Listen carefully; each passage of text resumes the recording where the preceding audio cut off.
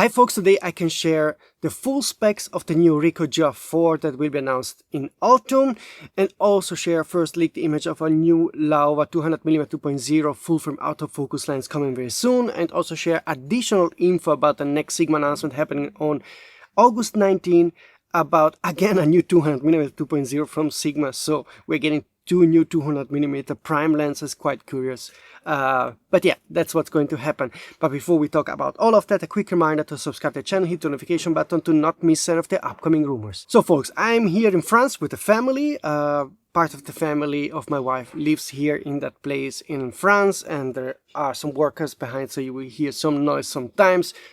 It's an improvised location, but I had to make a new video because finally we have the full specs and all the details about the new Ricoh GR IV that is coming very soon. There was basically a presentation in China, and somebody that was there at the presentation leaked out all the info and slides and so forth. As you can see from that slide, that was confidential info, shouldn't have come out, but it has been posted on Weibo accounts in China. So now we know everything about this camera, and I'm sure this is going to become a very popular camera. Unlike the controversial Sony RX1R3, which is super expensive, it's unique because it's a very compact, the most compact full-frame camera, fixed lens camera you can get, and it's also cheaper than the only competition we have, the Ricoh GR4. So, but still, it's a very expensive camera with $5,000. The Ricoh GR4 will be priced something above $1,000, could be $1,300, $1,400. We don't know yet how the tariffs will affect the pricing of the Ricoh GR4. Of course, that's less of a problem in Europe and other countries. Basically, from the presentation, we learned everything about this camera. We see some hands-on with the new Ricoh GR4. You can see the images here. This is the real final camera that will be launched in late summer, early autumn. The exact date is still yet not known, but we have finally the full spec list you can see here.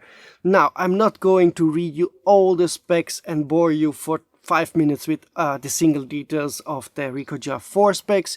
Just pause this video if you want to read through all the single detailed specs. The most important news here is that it will have a 25 megapixel BSI CMOS sensor, of course APS-C. It has 5-axis in-body stabilization that goes up to 6 stops, that the lens is a 28mm equivalent with 7 elements in 5 groups and 2 aspherical, built-in 2 stops ND filter. It has in total 10 film effects and also 53GB internal storage. But what are the improvements over the Ricoh GR3? First of all, let's make a comparison in terms of size, and you can see the new camera is 1.9mm less thick and 0.8mm less tall. So they made the camera more compact than before, and this is really the only truly pocketable premium fixed lens camera you can carry with you, because the Fuji X106, of course the Sony RX1R3 and the Ricoh GR4, of course, that is even bigger. None of those cameras are really pocketable.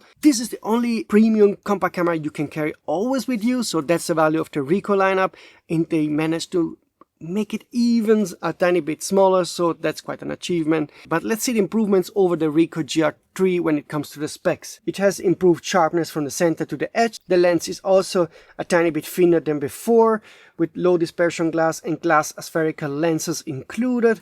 It has a new barrel mechanism, so the GR4 has a shorter startup time than the previous model. It has autofocus speed improvement. The operation of the exposure compensation has been improved. It has a new image control cinema, an auto option to adjust the brightness of the LCD monitor, 53GB of internal storage, a high capacity battery, the fastest startup time in GR history with 0.6 seconds. You can now select the granularity of your images, which is kind of cool to give you a film look. It has the new GR7 engine, 5-axis 6-stop image stabilization, and auto white balance. Overall, I think this camera will become a hot seller when it's launched in early autumn. I will give you the exact date of the announcement, also pricing info, as soon as I know it on this channel and also mirrorlessrumors.com. So to make sure that on the day of the announcement you will be able to be one of the first to pre-order it, because I suspect that the pre-order numbers of this camera will be very high and you will get it only after many months. This because basically Canon, Nikon, Sony, Fujifilm never bothered to make a proper, truly pocketable APS-C camera. So Ricoh is basically the only one doing this kind of camera, and they are enjoying a lot of success because of that. And the improvements they made on the Ricoh GR IV really make it worth to buy it over the Ricoh GR III, I think. That's my opinion, but let me know in the comment system what you think about this. One more thing, the pricing in yen is around 150,000 yen, which is about $1,100 converted from yen to dollar as of today. But keep in mind, it's without tax, without tariffs included, so pricing could be close to 1,500 in the US. You hear the workers on the back, but okay, I have to keep talking because they are working all day long here in France, so there will never be a pause for me to make this video.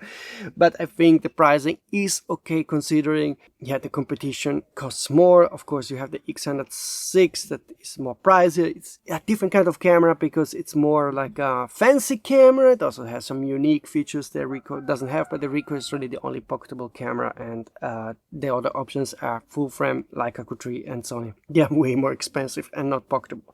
So well done by Ricoh, in my opinion. That's really going to be a hot seller. Moving on to two more rumors about two new 200mm 2.0 lenses. Let's kick off with today's breaking news that we have the first image of a new Venus Optics Laowa 200mm 2.0 lens.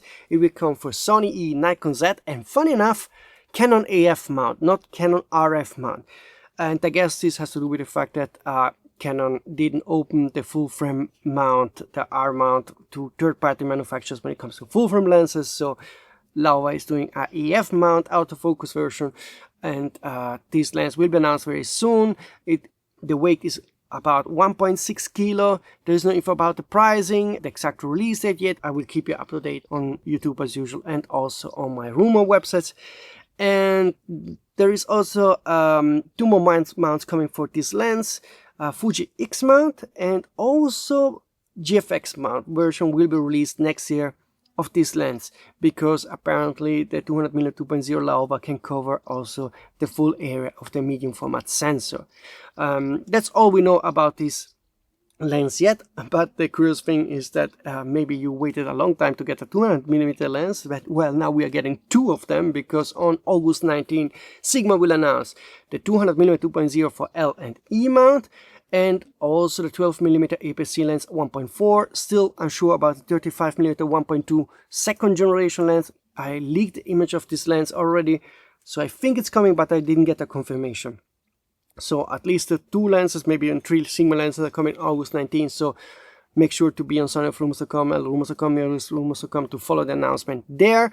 And a source had the chance to see the 200mm 2.0 lens, didn't share any image of the lens yet, but he told me the lens is basically white, just like the Sigma 300 600mm lens, with same build quality. The lens weight will be less than 2 kilo.